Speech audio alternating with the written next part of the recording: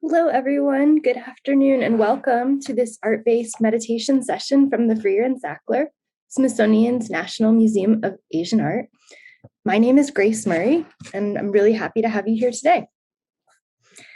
In today's session, we will be inspired by another artwork from the museum collection, this time a Japanese tea bowl. And today we have meditation teacher Aparna Sadananda here to lead us through the meditation practice, as well as one of our curators, Japan Foundation Assistant Curator of Japanese Art, Frank Feltens, who will be leading the spotlight talk today and answering your questions about this beautiful artwork at the end of the session. And yes, for those who asked, my background is the Peacock Room. So we hope to welcome you back into the museum spaces soon for those of you who are in the DC area. And when we are reopened, we'll all be able to go into the Peacock Room again. So now, without further ado, I will turn it over to Aparna to begin. Thank you, Grace. Thank you for opening up our Friday art-based meditation session. And namaste, everybody. Namaste, Frank. Namaste, everybody who's here today to join us in this experience of art-inspired meditation. Today's meditation is in many ways special because it was the first art-inspired meditation that we started with last summer. And it was based on the theme of healing, which is also the theme for our meditation practice today. And in this practice, we'll start by taking a first look at the art object, and then we will practice a few moments of centering our attention, and then we'll have a few iterations of engaging with the art object through different techniques of mindfulness. So if you're ready to embark on this journey, and come along with me as we travel to 17th century Japan and take a look at this tea bowl, white Satsuma Ware tea bowl. It's just about 4 inches tall and about 4 inches in diameter. So just the right size to sort of hold between our palms. And this is from the 17th century Japan. And this bowl, this tea bowl, will be our art inspiration for the meditation today. And if you're curious about the facts pertaining to this art object, you can always click on the link that Ning has shared. But I would suggest that let's engage with it from an experiential place. And to do that, let me pause the screen sharing now. And let's take that first minute of our practice to settle down, to arrive into our practice and center our attention. So please find a comfortable seat, one where you can sit upright. And as always, you can prop up, either sitting up on a bolster or cushion, or putting some pillows behind your back. Relax the shoulders. Maybe close your eyes. The head and neck rest comfortably on the spine. If closing the eyes feels more distracting, you're always welcome to practice with your gaze lowered or gazing at something besides the screen.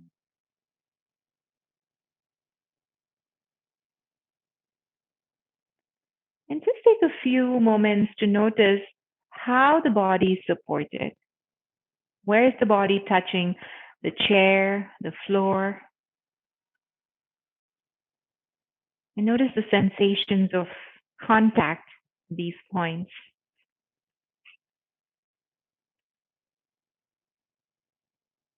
And let that awareness give us a sense of being here now, where we are. Maybe come into this practice, maybe invite ourselves just as we are, working with what we have and doing what we can.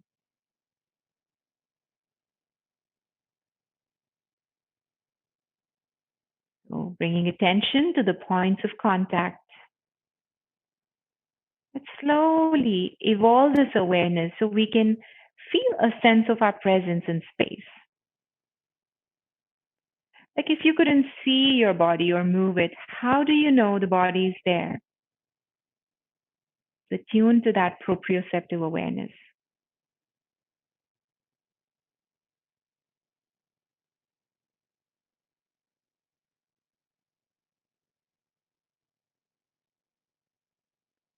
And then we'll make this connection a little more intimate by placing our awareness through different parts of the body. So, as I mentioned a part of the body, please bring your awareness to that part and just observe what sensations are present. And in doing so, if the mind goes into a loop of judgments, thoughts, analysis, just remind yourself that this is a non judgmental space of observing, witnessing what's present. After all, loving kindness can exist only when we say this too belongs. So please bring your awareness to the feet. Notice the sensations in the toes, tops of the feet, soles of the feet, heels and ankles.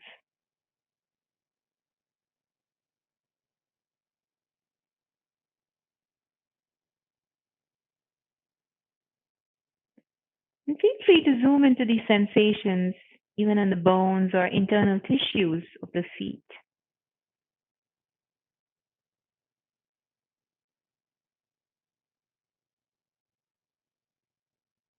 There's no need to over identify or deny. Just observe what is. And if there are no sensations, we'll observe that.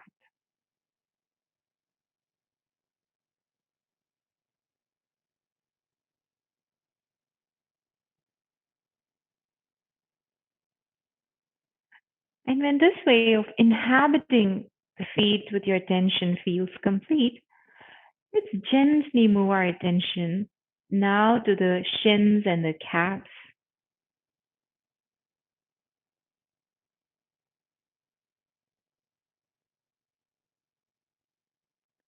And then the knees, resting your attention in the knees.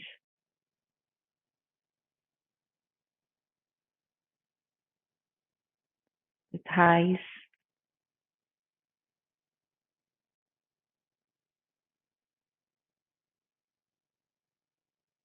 the hips and the feet,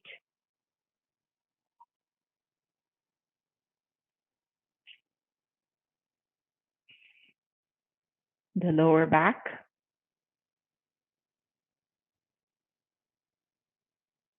the upper back, shoulder blades,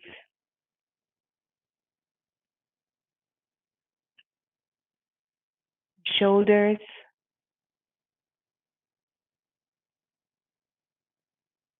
the chest,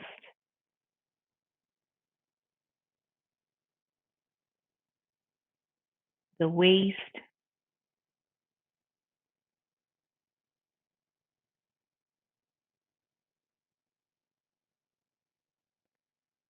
the upper arms,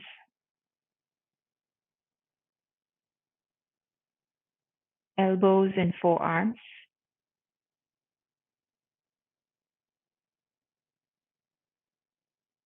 the hands,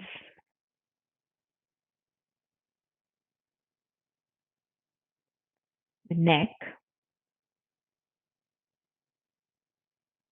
the face, and the head.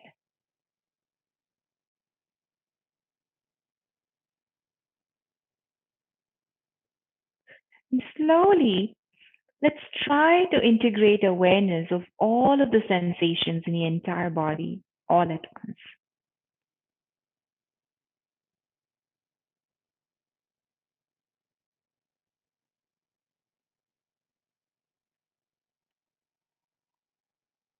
Let us observe all of these sensations in the way of witnessing. So we know this is where we're starting this practice, and that is the perfect place to start.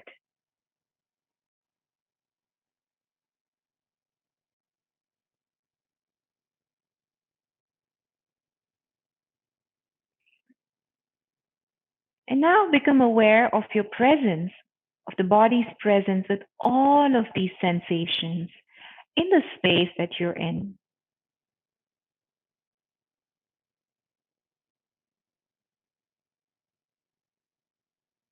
And from this place of a deep sense of embodiment and of living a loving, intentional presence through this centering of attention, let's open our eyes if they were closed so we can look at the tea bowl one more time.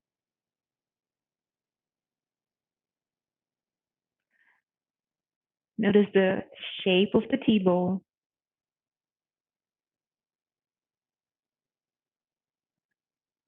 Notice the symmetry. Notice how the plain white background is highlighting this object in our visual experience.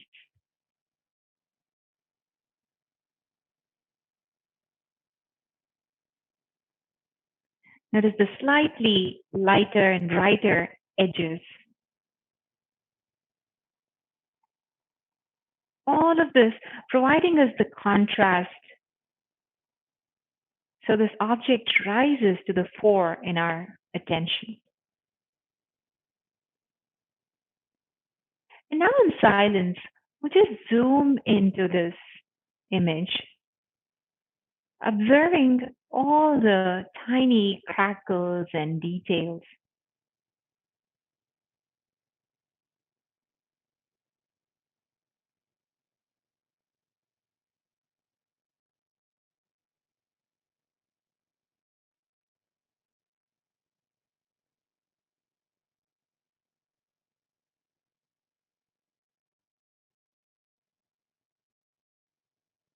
Allow your eyes to scan through this bowl.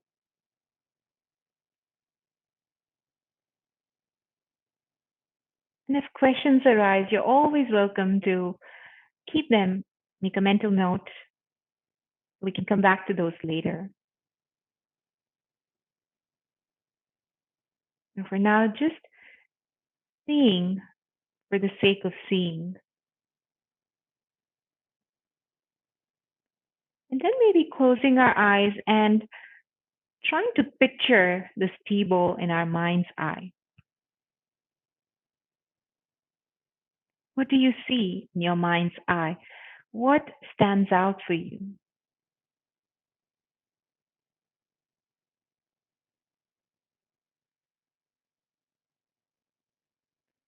Maybe it's those tiny crackles all over.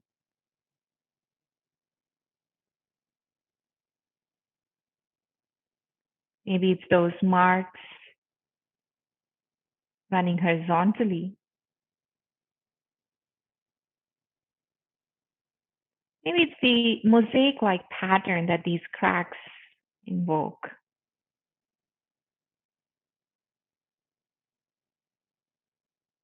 And for a lot of us, it might be these huge cracks, almost the shape of lightning, flash, a flash of golden yellow, creating a striking and yet a subtle contrast to the grayness of the tea bowl itself.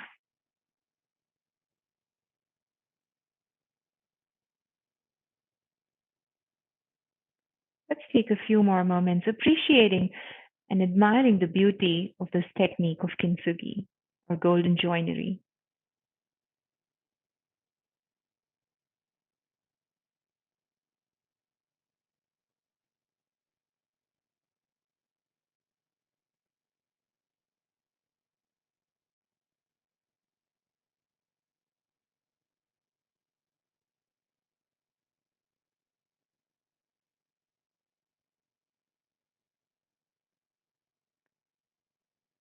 When that is complete, just for a moment, let your attention come back to the body so we could check in if the sensations that we observed have changed in any way. Maybe they have and maybe they haven't. Let's just witness what is.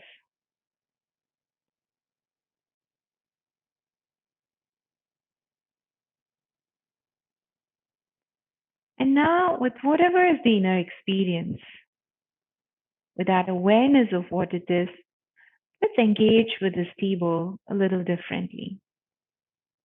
Yeah, feel free to imagine that you have actually come into the physical presence of this table and that you have the opportunity to hold it in your palms.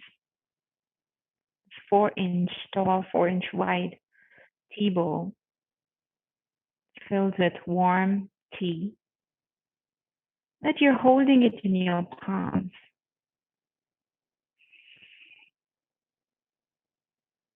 Imagine the warmth from the bowl warming up your hands and that warmth gently radiating out into your arms, warming up your spirits, your being. How would it feel to just hold this bowl with tea in your palms?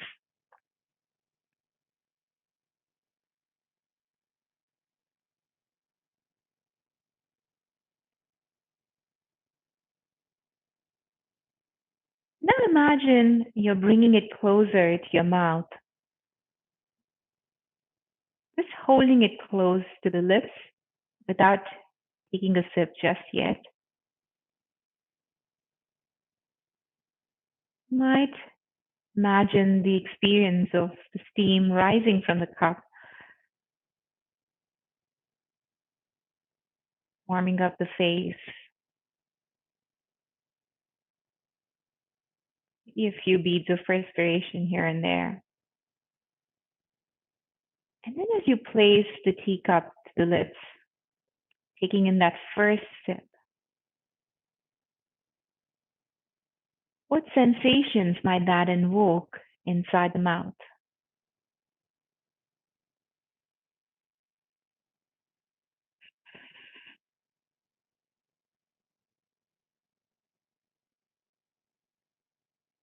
And can you imagine how that experience of taste is also substantiated by the aroma of the tea coming in?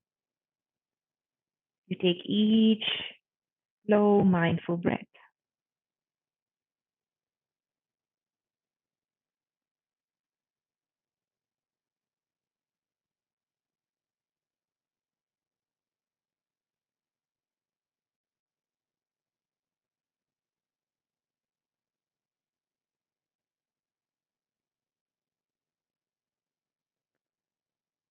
And then slowly let that tea flow down the throat,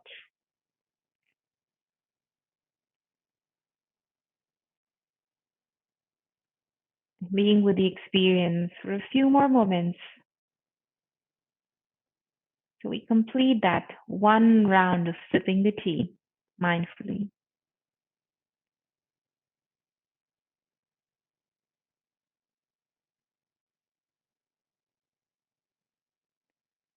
And when that experience feels complete, let's come back to the body and check in. What is present now?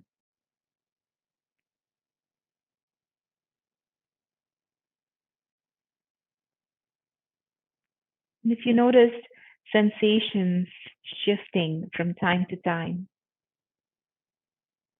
might be the direct experience of transience of experiences through this body, through the senses.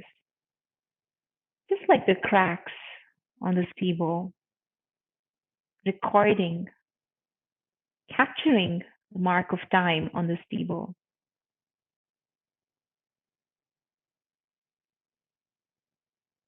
Let's engage with this table in yet another way.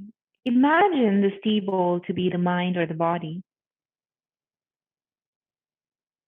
And let's think of an experience in our lives which may have transformed us. It could be a pleasant experience, it could be something challenging, but let it be an experience that you're willing to process all by yourself. If you do not wish to process any of these experiences, then just for this part of the meditation, place a hand over the heart and focus on your breath. Or you may tap a finger and focus on that.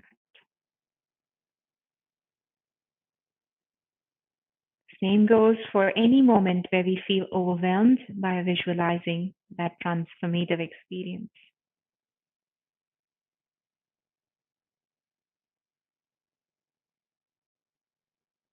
If you're ready to visualize, take your time, observe the people, place, time, different instruments of universe constructing that experience.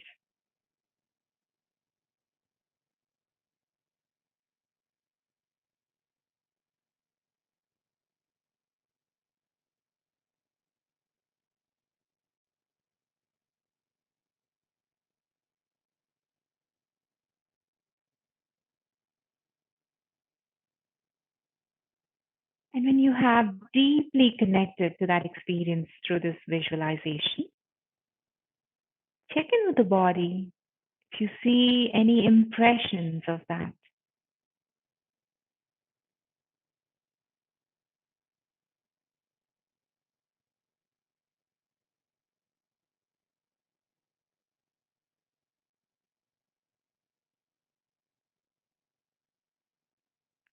At any point, should that become more overwhelming, notice that you can always witness and create a space between that experience and that which is now, separating yourself from it in space and time.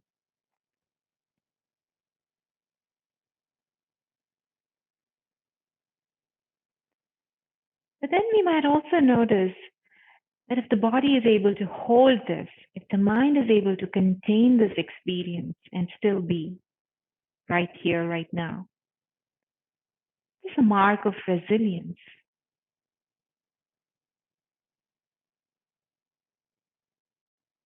Just like the fact that the steeple is still intact despite the shattering that may have happened. What is the resilience that is your inherent reserve of power?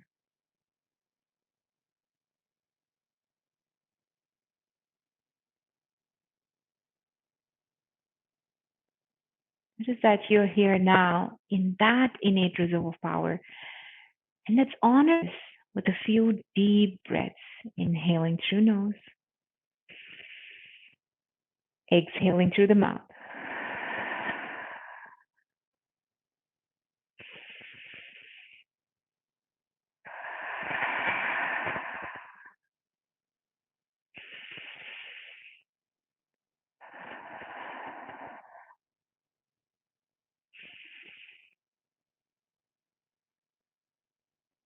Notice the breath is the life-giving energy.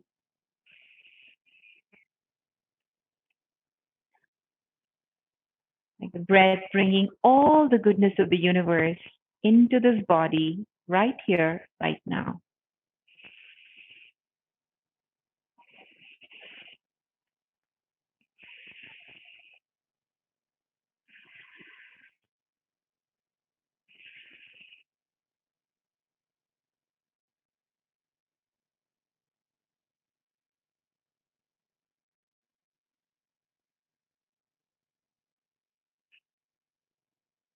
And now we'll visualize all this goodness of the universe coming in with each breath as golden light.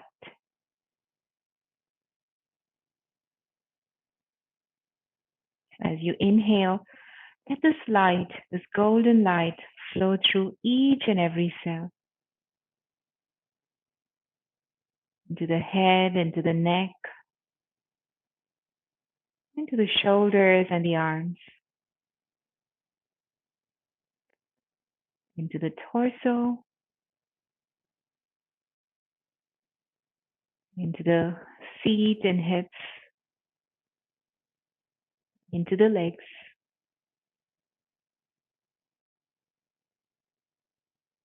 And every cell sip in this light, be nourished and nurtured by its energy.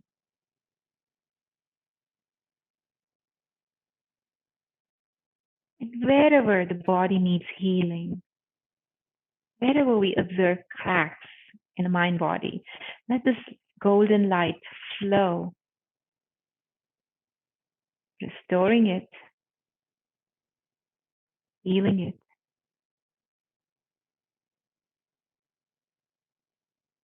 releasing what needs to go. And whatever needs to go, let all of that be washed down to the feet and out of the feet into the earth to be repurposed.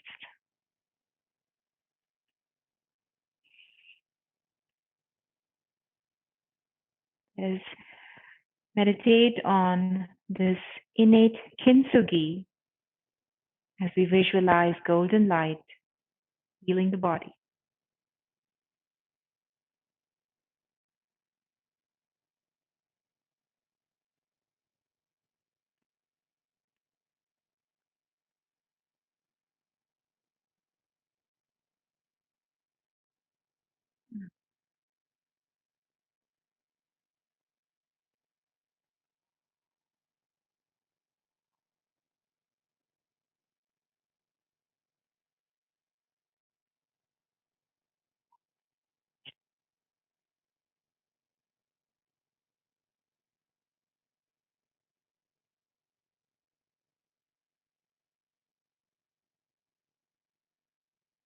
And when that is complete, visualize the body to contain a vessel, like a vessel to contain this energy, this light.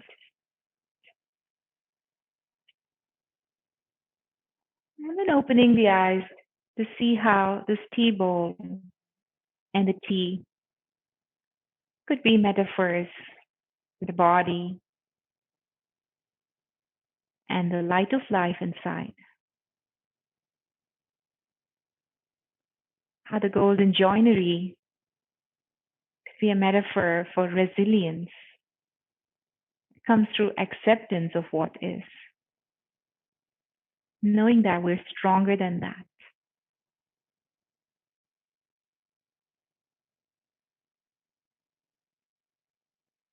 And here, may we all join our palms in prayer and take a moment to bow the artists who presented us with this beautiful tea bowl, for every force of the universe that brought us to this as our art and meditation inspiration today.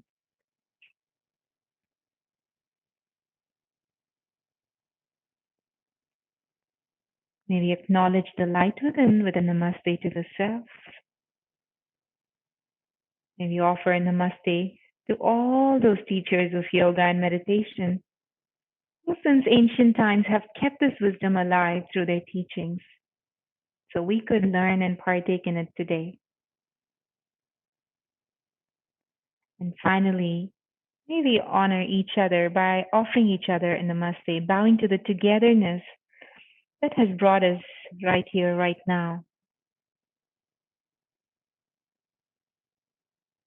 And let's close our session today by reflecting on this beautiful quote by Maya Angelou. May I be transformed by the experiences of my life, not be reduced by it. Thank you so much for coming along with me. Namaste.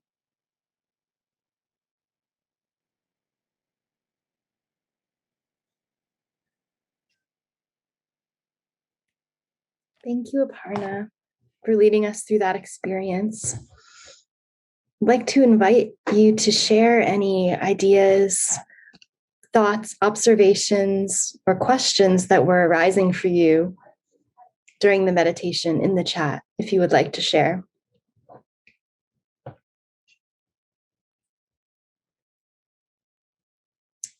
And I'd also like to invite Frank Feltens, one of our curators at the museum, to now tell us a little bit more about this beautiful object.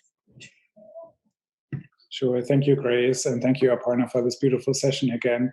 And thank you to all of you for not just rushing back to your daily lives, but taking a few moments together to think about this beautiful work that Aparna has so nicely use in this meditation session right now. And I do want to tell you a few things about it. So this is called a white Satsuma Ware tea bowl. Why is it called white, although it's gray? Actually, the term white in Japanese ceramics is being used also for transparent glazes. And this the stoneware body, whose original color you can actually see down here, is this very dark, almost mouse gray type of color that is covered in this transparent glaze that has these intentional crackles on it. And what I find so particularly appealing about this bowl from ostensibly the 17th century is this almost root-like kintsugi repair that stretches across its upper surface here, and sort of almost as if these, these golden lacquer repairs are trying to take over the bowl in a sense, and just growing around it in this really interesting pattern. And as a partner was saying, this lacquer repair was done in order to really fix the bowl, bring it back together after it was broken. But I should say that my guess is that it was actually intentionally broken, because the spot where this upper portion was chipped out is so perfectly aligned with this one portion of the bowl that remains unglazed, that it creates this beautiful synergy with this emphatic imperfection that was already part of its making, enhanced by this really appealing and contrasting sumptuousness that the gold adds to this gray bowl. Just a few words about the history. This comes from a region that is in Japan's southernmost island, Kyushu. The region is now in Kagoshima Prefecture, and when the bowl was made in the 17th century, this was known as Satsuma Province, in the southernmost tip of Kyushu, so very easy to get from there by ship to the Asian continent, actually, to Korea in particular. And in the 16th century, so in this sense, this bowl embodies also some of the turbulent and really complicated history of East Asia, in the sense that the Satsuma province did not have a tradition of creating ceramics prior to Japan's invasion of the Korean peninsula in the late 16th century. And a lot of potters were forcibly brought back to Japan to bring their ceramic traditions with them to Japan, where they were cherished by tea practitioners in particular. So with that purpose in mind, many potters were brought to Japan, oftentimes against their will, to establish kilns such as this one. And so in that sense, this beautiful object that is so aesthetically appealing for us today embodies a lot of the complicated back and forth that East Asia and many other regions of the world experience.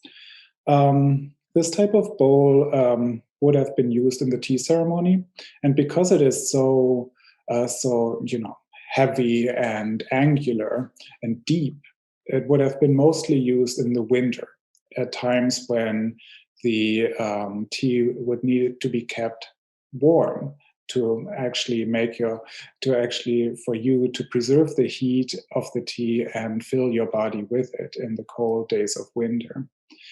I just want to, before we turn to your question, conclude by adding another personal speculation to why this one area down here is unglazed. It's where the potter took the bowl and dipped it into the glaze. And so this adds an intentional, I think, marker or aesthetic marker to the work that creates an emphatic sense of imperfection that is so desired in many of Japan's tea culture. So now I would like to actually turn to your questions, if you have any. Yes, thank you, Frank. We did have a few questions come in. I'll read a few. I'll also just read a few beautiful comments and observations that people posted.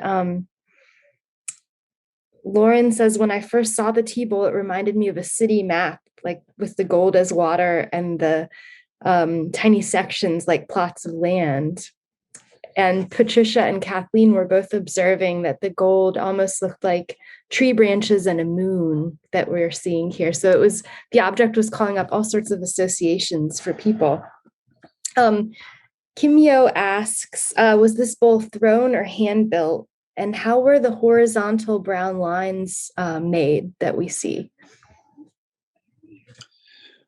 Just quickly to remark upon these beautiful observations before I start answering the question. This is I do agree that this these kinds of repairs and also these abstract surfaces of works like these are meant to evoke associations, oftentimes poetic but sometimes more visceral and sometimes more closer to your own sort of reading of these patterns. And in that sense, I love the city map. Yes, now that you said it, I actually see it in here as well, and the tree just as much. I believe this bowl would have been thrown actually, because that is a technology that was very much in use in Korea, and so in that sense, I mean, this would have been brought to Kagoshima or to Satsuma and then established there. Thank you. And then there were a few more questions about the gold. Why is the repair gold? Is there any particular symbolic meaning? Is it just for its beauty and aesthetic value? There is not really one answer to this really deep question, in the sense that I think this kintsugi repair can also be silver, actually. So it's not just in gold. Gold is just the most often used pigment that was mixed into this transparent lacquer sap that was then used to repair works such as these. But you also find silver in rarer occasions. But one way of so in China there existed a different tradition of repairing chips through these really stark looking metal pieces that were inserted, almost like almost as if you punch a hole into the bowl and add this metal fittings, which are very stark and in so many ways very different from this almost ethereal aesthetic that kintsugi in Japan has. So I think kintsugi was very much also a reaction against those types of repair traditions. But particularly for bowls such as these, which really pun and derive from a non-Japanese aesthetic, so meaning from Korea, there were attempts made to Japanize them in so many ways, to insert them into the cultural framework of Japan. And that was done by many ways, by giving these works Japanese poetic names, but also through this inherently Japanese technique of kintsugi. That was one way of making this a Japanese work in so many ways, although this was definitely produced in Japan, but its shape and technique and aesthetic do not come from Japan, but from Korea. And what does the bowl look like inside? In what, sorry? Oh, inside the bowl? What does it look like? Is it plain? Can you see the gold inside? You can see it, yes, but not as thickly as you do on the outside. Actually, unfortunately, I don't have an image we don't have an image online of the inside of the bowl, but usually inside it's much thinner. The kintsugi is much thinner, and it really is meant to create an outside surface, a front of the bowl, so to speak. Do we know who might have owned this? What type of person this bowl could have been intended for? And what sort of use was it made for? Ceremonial use? Would it have been on display? This work was definitely made for use in tea. So this was conceived as a tea bowl by the potter when they made it. And but the shape in and of itself, this deep sort of bowl-like shape, actually, like I said, derives from Korea, where it would have been used as a food bowl. traditionally. And so this is why one of the reasons also why you have these really thick stands and all of those elements of the shape of the bowl actually make it very much also a dish for food, rice and other items. But in Japan, these were reappropriated into serving tea. And so this is the intended purpose for this work. We don't know who owned it. I mean, this was purchased by our founder of the museum, Jocelyn Freer, and in the early 20th century, but its provenance before that we are not aware of, unfortunately. Did the potter etch any marks into the bottom of the bowl? No, there are no, I can pull this image up if you like. Unfortunately, there are no no traces of signatures whatsoever. This little mark here is what museums commonly add as part of their accession process. But the potter is unknown. But here you can see also beautifully what the actual clay of the stoneware bowl looks like, which is really nice. A couple of other questions. Some participants were asking, did Korea also have kintsugi-like techniques? And did Korean potters originally learn their techniques from China? Yeah, I mean, many in East Asia, there was a constant cross-pollination going on between the various countries. Both China, of course, supplied a lot of ideas and a lot of techniques, but then there was also reverse inspiration going on from Japan and Korea in many ways. So it was really a shared a sphere of artistic production in so many ways. So, and the ceramics such as these fit into that. They are really have become pan-East Asian works in so many ways. And